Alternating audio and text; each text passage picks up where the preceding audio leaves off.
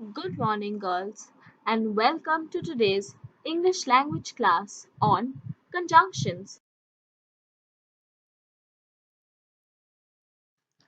As a quick recap, conjunctions are words used to join other words, groups of words, or sentences.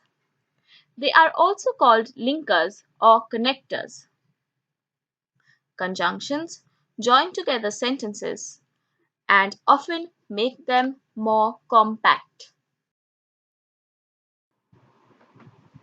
Now that we have discussed what a conjunction is and the role it plays in a sentence, we will now go on to discuss the kinds of conjunctions. There are three basic kinds of conjunctions. Number one, coordinating conjunctions. Number two, correlative conjunctions. And number three, subordinating conjunctions. We will now go on to discuss each of these three types: coordinating, correlative, and subordinating conjunctions in detail. Make sure that you are watching the presentation very carefully. Now go on to discuss coordinating conjunction. This is probably the most common kind of conjunction.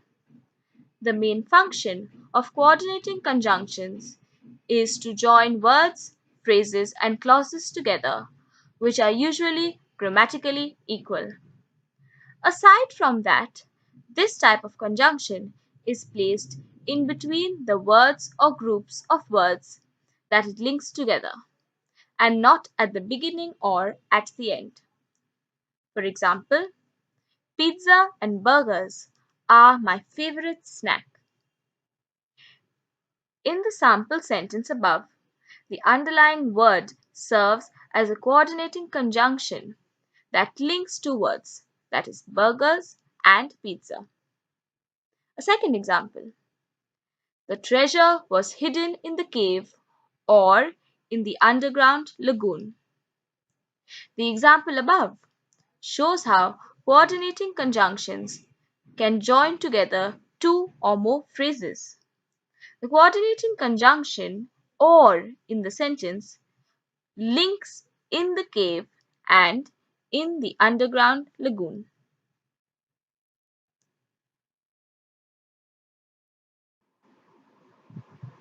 Do look at the table which I have included in the slide. These are examples of coordinating conjunctions: for, and, nor, but, or, yet, so. These are examples, and if you would take a look at the first letter of each of these examples, it spells out fanboys. This will be a very easy way for you to remember examples of coordinating conjunctions.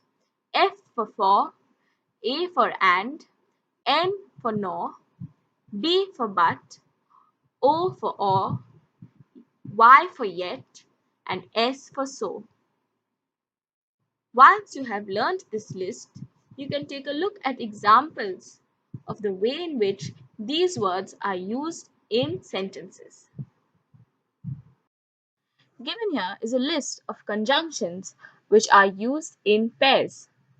For example, either or, neither nor, not only, but also, both and, no sooner than, whether, or. These conjunctions, as you can see, are used in pairs and are called correlative conjunctions or simply correlatives.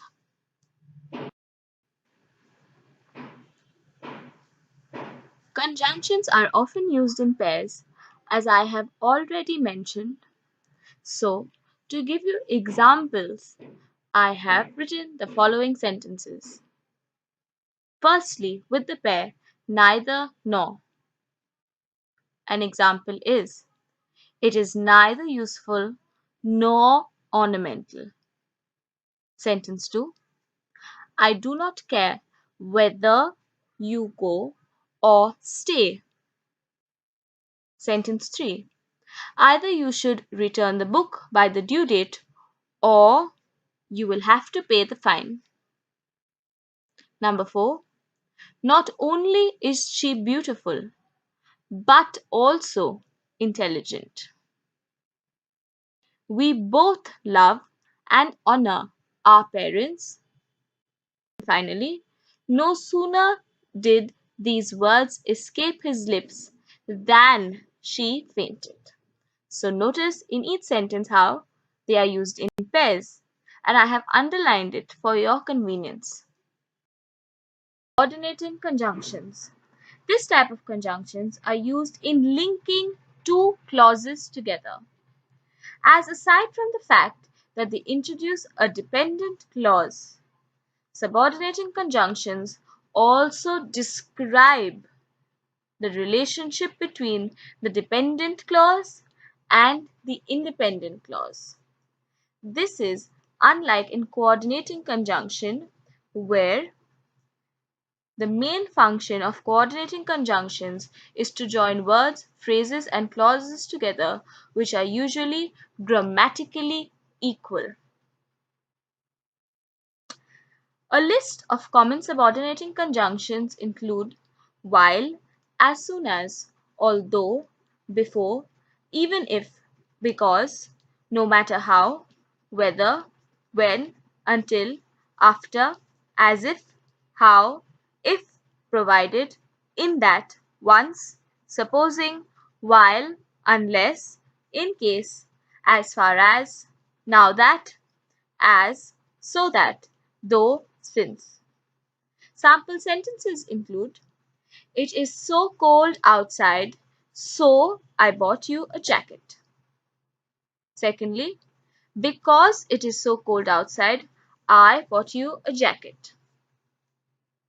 By looking at the sentences above, you will easily notice that a subordinating conjunction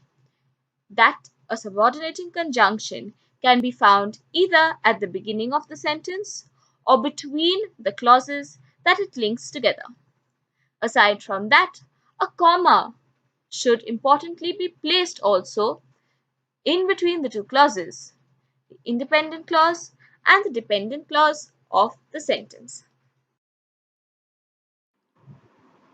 I have mentioned in this slide examples of subordinate conjunctions: after, although, as, because, before, even if, even though, if, in order that, once, provided that, rather than, since, so that, then, that, though, unless, until, when, whenever, where, whereas, wherever, whether, while, why. These are some common examples of subordinate conjunctions. You can learn up these examples and use them when you get fill in the blanks or when you are asked to rewrite or join sentences in your exercises.